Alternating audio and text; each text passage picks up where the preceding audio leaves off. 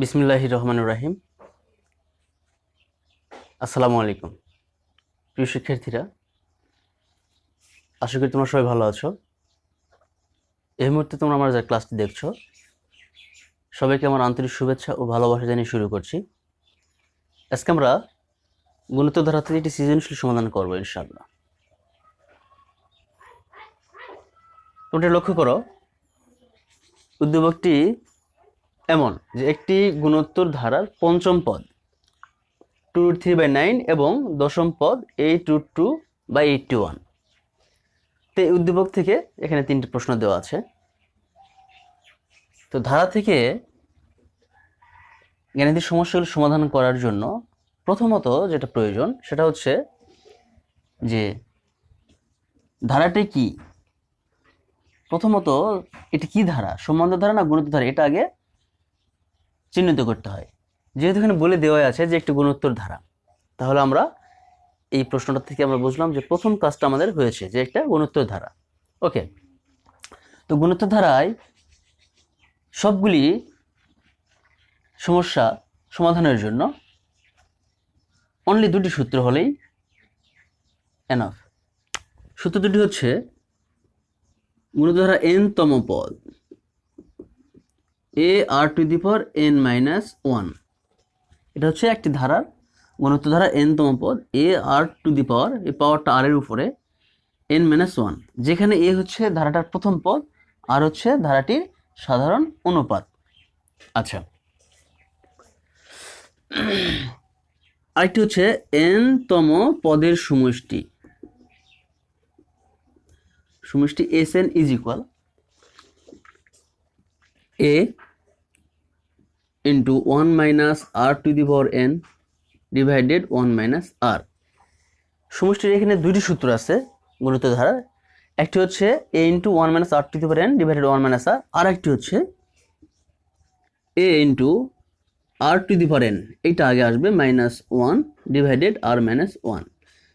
এইটা সূত্রটা কোন সময়, যখন r এর মানটা 1 থেকে বড় হবে, সাধারণ অনুপাতের, ওই ধারাটির সাধারণ অনুপাতের মানটা এক অপেক্ষা বড়, সেই ক্ষেত্রে এই সূত্রটা। আর যখন এই সূত্রটা দেব, সেই ক্ষেত্রে এই r এর মানটা ছোট হবে, একের চেয়ে ছোট হবে। এই r সাধারণ অনুপাতের মানটা 1 অপেক্ষা ছোট হবে, সেই ক্ষেত্রে অনলি এই দুটি সূত্রের মাধ্যমে আমরা গুণিত ধারার সব ধরনের গাণিতিক সমস্যাগুলো সমাধান করতে পারবো। এই দুটি সূত্র তোমাদের মাথায় রাখতে হবে। ওকে, চলো আমরা সৃজনশীলটা সমাধান করি।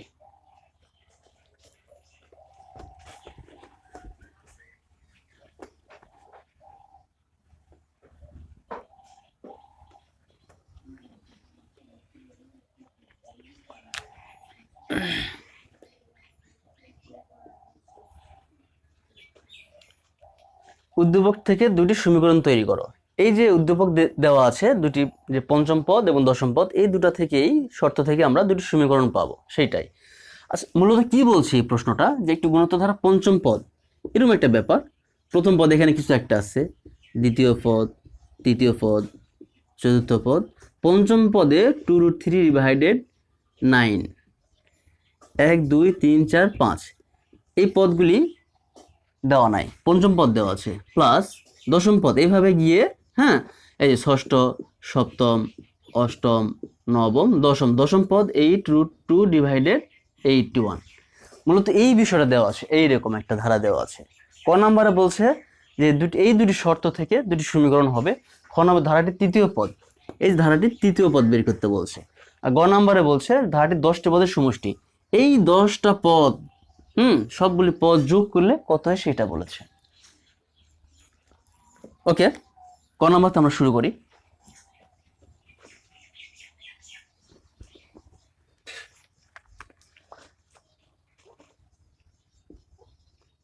সমাধান।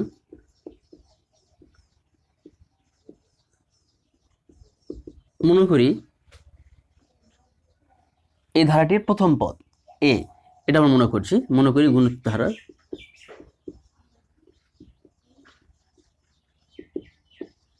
প্রথম পদ ইজ ইকুয়াল এ, ধারাটির প্রথম পদ এ, গুণোত্তর ধারার সাধারণ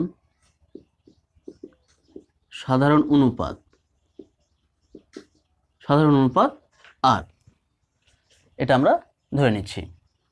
ওকে, আমরা জানি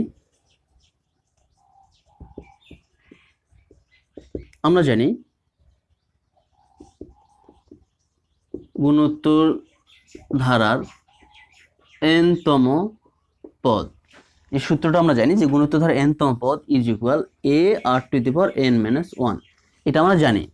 তো গুণোত্তর ধারার n-তম পদ যদি এইটা হয়, গুণোত্তর ধারার ঢাকাতম পদ ar⁻ঢাকা -1, হ্যাঁ, রাজশাহীতম পদ ar⁻রাজশাহী -1, এরকম একটা ব্যাপার। তাহলে অতএব গুণোত্তর ধারার n এর জায়গায় কত বলছে এখানে, পঞ্চম পদ, তাহলে লিখে ফেলি, পঞ্চম পদ ইজ ইকুয়াল ar⁵ তাহলে ar⁴। ওকে, এবং গুণোত্তর ধারা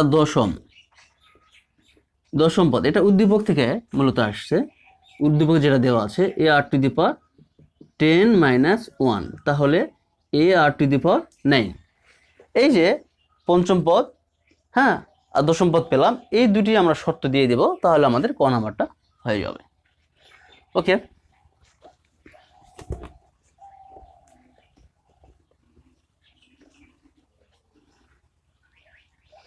প্রশ্ন মতে লিখে ফেলি যে প্রশ্ন মতে এই যে পঞ্চম পদ ar⁴, পঞ্চম পদ কত, 2√3/9 পঞ্চম পদ, এবং ar⁹ ইজ ইকুয়াল 8√2/81, এই দুটি মূলত সমীকরণ।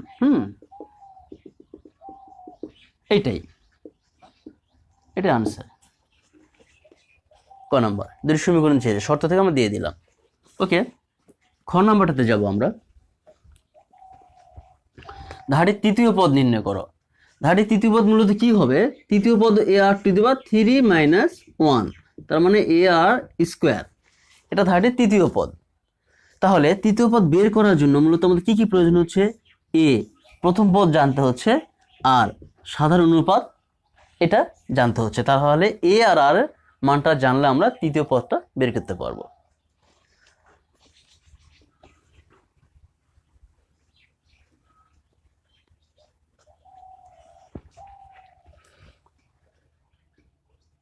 খ নাম্বার সমাধান,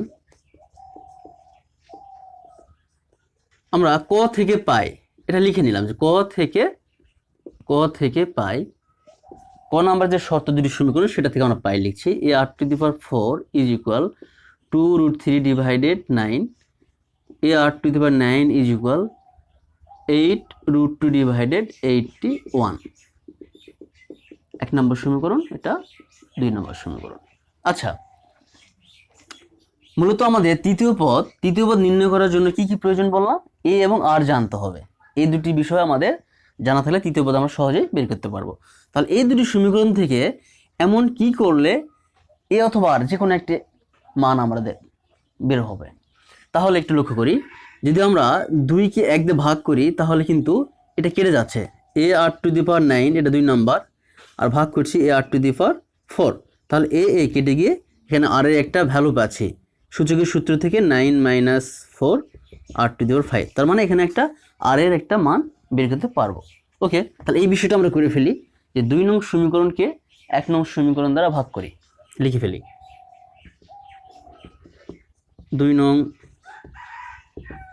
সমীকরণকে 1 নং সমীকরণ দ্বারা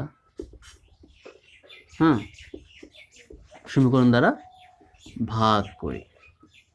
তাহলে ভাগ বিষয়টা কি, 2 নম্বর সমীকরণটা কি ছিল, ar⁹ ডিভাইডেড ar⁴, এইটাই তো ভাগ, মূলত এটা ভাগ করলাম।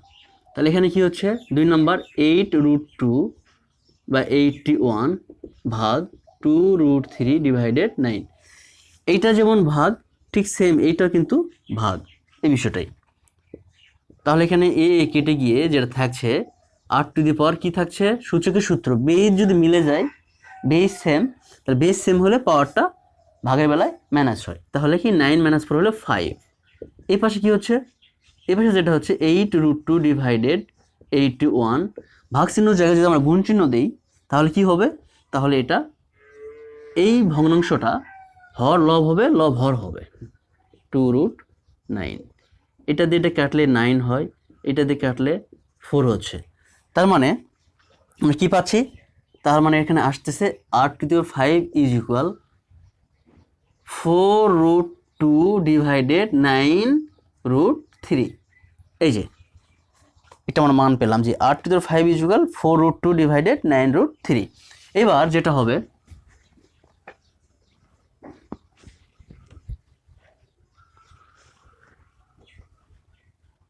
আমরা সূচক থেকে একটা বিষয় জানি যে বেজ যদি সমান হয় তাহলে পাওয়ারটা সমান লেখা যায়, পাওয়ার সমান হলে বেজ সমান। দেন r⁵, এখানে আমাদের একটা ক্যালকুলেশন করব যে কোন সংখ্যাটির উপরে 5 নিলে 4√2/9√3 হবে, এমন কির উপরে, এই বিষয়টা মাথায় নিতে হবে, যেহেতু বাম দিকে r⁵ আছে। তাহলে এখানে যেটা হচ্ছে r⁵, বা তাহলে এখানে একটা বিষয় লক্ষ্য করি, √2/√3 5। তাহলে √2 কে 5 বার গুণ করলে কি এই বিষয়টা হয়, একটু লক্ষ্য করো, √2 √2 √2 √2 √2 5 বার গুণ করছি, √2 গুণ করলে 2 হয়, আবার √2 গুণ করলে 2 হয়, তাহলে এই √2 থেকে যাচ্ছে, তার মানে 4√2। এই যে এই √2 কে 5 বার গুণ করলে 4√2 পেয়ে যাচ্ছি। তার √3 কে 5 বার গুণ করলে কিন্তু 9√3 হবে।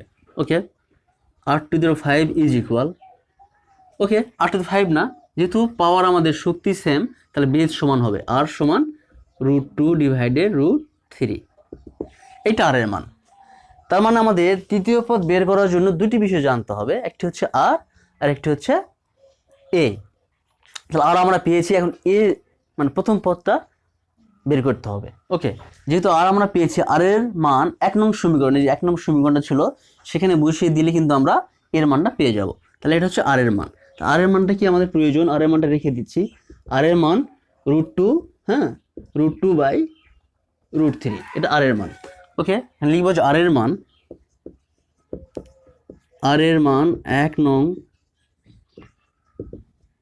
সমীকরণে বসিয়ে পাই। ওকে, 1 নম্বর সমীকরণে কী ছিল, 1 নম্বর সমীকরণটা ছিল ar⁴ ইজ ইকুয়াল 2√3/9। তো এই যে r এর মানটা যেহেতু বসাচ্ছি এখানে, তাহলে এখানে rটা না লিখে আমরা এই মানটা বসিয়ে দিতে পারতাম। 1 নম্বর সমীকরণে তাহলে কি বসাবো আমরা, তাহলে বসাবো r এর মান ছিল √2/√3 4, এই বিষয়টা। ওকে,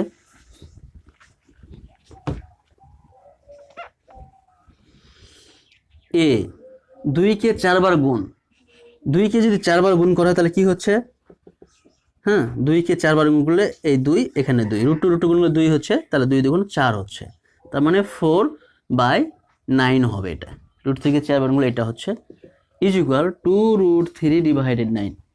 এই লক্ষ্য করো যে আমরা যদি এখন a কে রেখে দেই, এই যে a রেখে দিলাম, তাহলে 2√3/9, এই পাশেরটা বাম দিকেটা এর সঙ্গে গুণ আকারে ছিল, কে গুণ আকারে ছিল, 4টা গুণ আকারে ছিল, যদি 4 গুণ আকারে থাকে তাহলে সেটা ভাগ হয়ে যায়, আর এই যে এর সঙ্গে 9টা ভাগ আকারে ছিল, ভাগটা এ পাশে এসে কি হয়ে যাবে, গুণ হয়ে যাবে। অর্থাৎ বাম দিকের গুণ আকারের বিষয়গুলো ওই পাশে গিয়ে ভাগ হয়ে যাবে, গুণ ভাগ ভাগ গুণ। ওকে, এইটা এটা যাচ্ছে, এইটা এটা যাচ্ছে, তার মানে কি √3/2 এর মান, এই যে এর মান √3/2। তাহলে আমরা এর মান কি পেয়ে গেলাম, √3/2, আর এর মান আমরা পেয়েছি। আমাদের সহজে এবং ধারাটির তৃতীয় পদ বের করতে পারবো।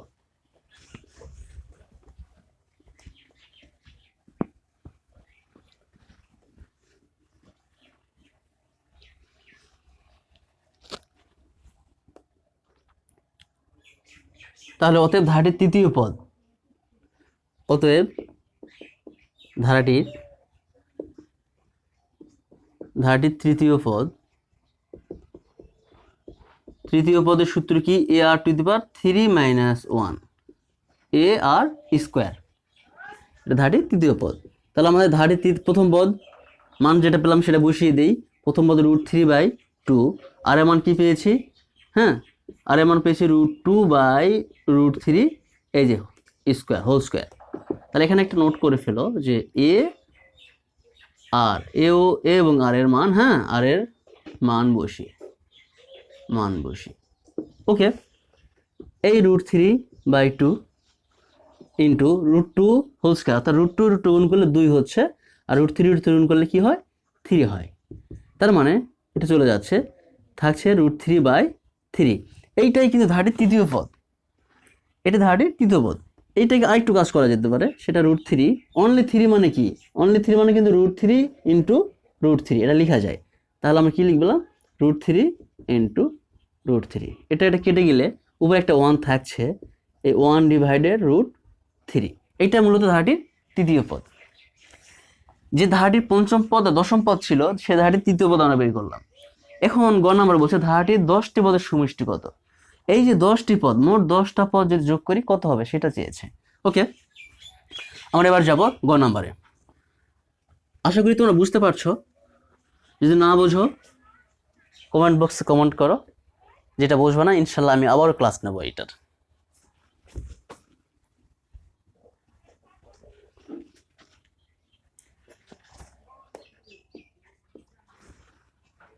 গ নম্বর বলছে ধারাটির 10টি পদের সমষ্টি নির্ণয় করতে বলছে। তো সমষ্টি বের করার জন্য যে সূত্রটা আমরা জানি সেটা হচ্ছে, আমরা দুটি সূত্র জানি। একটা হচ্ছে যদি আর এর মানটা, অর্থাৎ সাধারণ অনুপাতের মানটা 1 অপেক্ষা বড় হয় সেই ক্ষেত্রে একটা সূত্র, আর সাধারণ অনুপাতের মান আর এর মানটা যদি 1 অপেক্ষা ছোট হয় সেটা আরেকটা সূত্র। তাহলে আমাদের এই ধারা থেকে আমাদের জানতে হবে, সমষ্টি বের করার সময় অবশ্যই মাথায় রাখতে হবে যে এখানে সাধারণ অনুপাতের মানটা কি 1-এর চেয়ে বড় না ছোট, এই বিষয়টা মাথায় রাখতে হবে। আমরা কত পেয়েছি এখানে √2/√3, তাহলে এই মানটা কিন্তু 1 অপেক্ষা ছোট। তাহলে 1 অপেক্ষা ছোট হলে যে মানটা, যে সূত্র জানি সেই সূত্রটা হবে আমাদের। ওকে, আমরা জানি গুণোত্তর ধারার n-তম পদের সমষ্টি Sn ইজ ইকুয়াল, আমরা যে সূত্রটা জানি সেটা আমরা এখন ইউজ করব।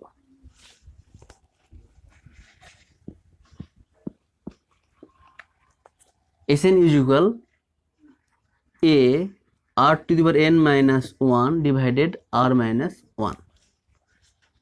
হ্যাঁ, এই ব্যাপারটা। তাহলে কোন ক্ষেত্রে, যখন 1-এর চেয়ে সাধারণ অনুপাতের মানটা বড়। √2/√3 করে দেখো কত আসছে, √2/√3 0.81, 1 অপেক্ষা ছোট। তাহলে 1-এর চেয়ে ছোট, এটা কিন্তু 1-এর চেয়ে ছোট, তার মানে 1ই বড় হচ্ছে, দুঃখিত। তাহলে যদি 1 বড় হয়ে যায় এটার মান, হ্যাঁ, এই আর এর মানটা কিন্তু কত হচ্ছে 0.81, এরকম একটা মান। তাহলে 1-এর চেয়ে ছোট, তার মানে 1ই বড়। তার মানে সূত্রটা কিন্তু চলে আসবে এইটা, 1 - r⁻n, 1 - r। যেহেতু এই ধারাটির সাধারণ অনুপাতের মান 1-এর চেয়ে ছোট, 1ই বড় হচ্ছে, এটা এই যে এই বিষয়টা। ওকে, তাহলে আমরা এখন মানটা বসিয়ে দেই। অতএব গুণোত্তর ধারার 10টি পদের সমষ্টি S10, n এর জায়গায় 10টি পদ। তাহলে এর মানটা কি হচ্ছে, প্রথম পদ √3/2, হ্যাঁ, 1 - r, আর এর মান কত √2/√3⁻10। যেহেতু 10টি পদ এখানে 1 - r, √2/√3। একটু বিষয়টা লক্ষ্য করো, এই বিষয়টা কি হয়েছে এখানে একটু লক্ষ্য করলে বুঝতে পারবে আশা করি। যে এই সূত্রটা আমরা জানি, গুণিত ধারার সমষ্টি সূত্রটা জানি। এর মান বসিয়ে দিলাম 1 - r, এই ধারে সাধারণ অনুপাত যেটা পেয়েছি সেটা আমরা বসিয়ে দিলাম। n এর মান 10টি পদ, যেহেতু 10 বসালাম, তাহলে নিচে এখানে মান বসিয়ে দিলাম। এখন যেটা হবে সেটা হচ্ছে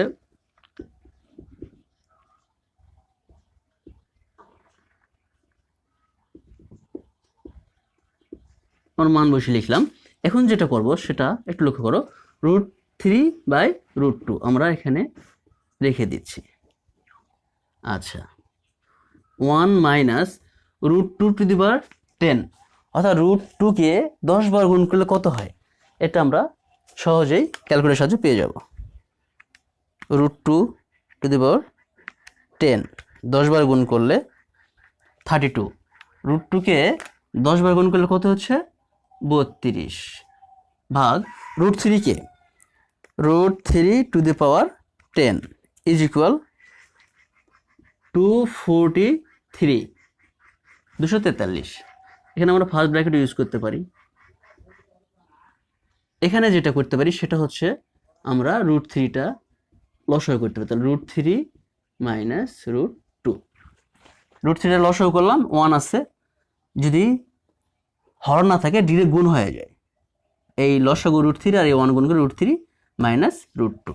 এই যে এই বিষয়টা আমরা একটু এভাবে লিখতে পারি, √3/2, যেহেতু এটার সঙ্গে গুণ আকার আছে এটা রেখে দিলাম, ইনটু দিলাম, এখানে আমরা লসাগু করব।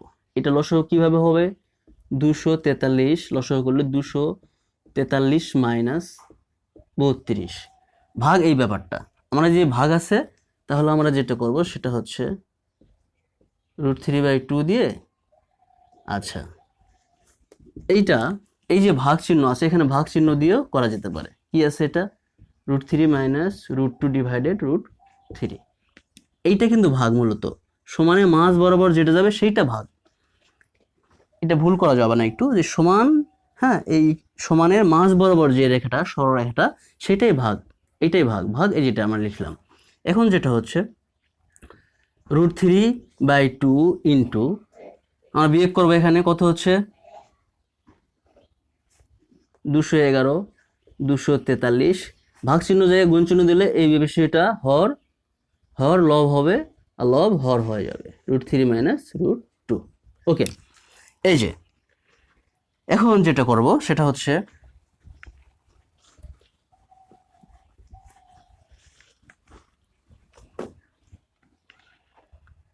√3 আর √3 গুণ হচ্ছে, তার মানে 3, 3-এর সঙ্গে 211 গুণ হচ্ছে, 3-এর সঙ্গে 211 গুণ হলে কত হচ্ছে 336, এখানে 243 গুণ 2 কত হচ্ছে তাহলে